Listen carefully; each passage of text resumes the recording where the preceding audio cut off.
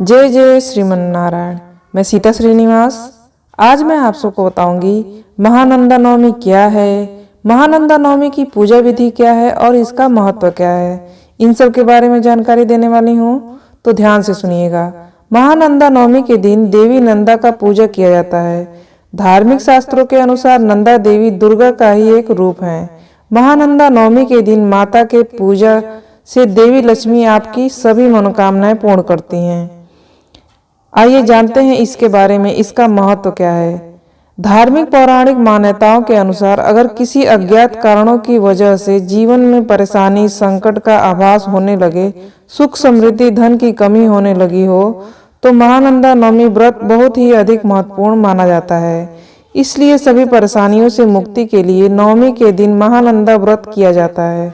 शास्त्रों के अनुसार इस दिन माता लक्ष्मी की विधि विधान से पूजा की जाती है।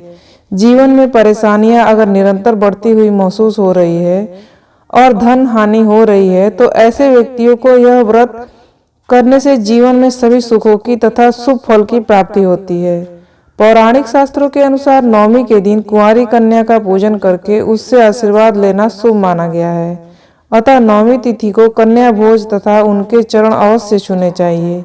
महानंदा नवमी व्रत पर श्री की देवी लक्ष्मी जी का पूजा तथा उनके मंत्रों का जाप करके गरीबी दूर की जा सकती है, दरिद्रता दुख दूर किया जा सकता है। यह दिन असहाय लोगों को दान देने से सुख समृद्धि तथा विष्णु लोक मिलता है।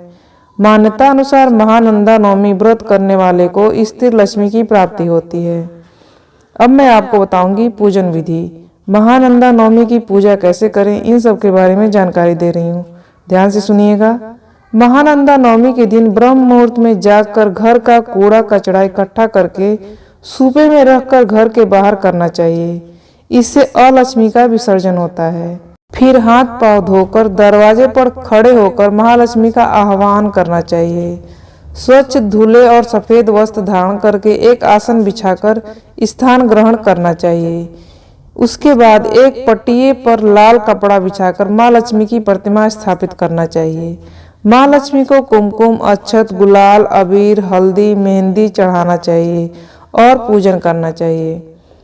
इस दिन पूजा स्थान के बीचों बीच गाय के घी का एक बड़ा अखंड दिया जलाना चाहिए तथा धूप बत्ती प्रज्वलित करनी चाहिए तथा आज के दिन ओम ह्रीं महालक्ष्मी नमः मंत्र का ज्यादा से ज्यादा जाप करना चाहिए। माता को सफेद मिठाई, पंचामृत, पंचमेवा, ऋतु फल, मखाने, बतासे आदि को भोग लगाकर रात्रि जागरण करना चाहिए। रात्रि में श्री विष्णु माँ लक्ष्मी का पूजन करने के पश्चात व्रत का पारण करना चाहिए।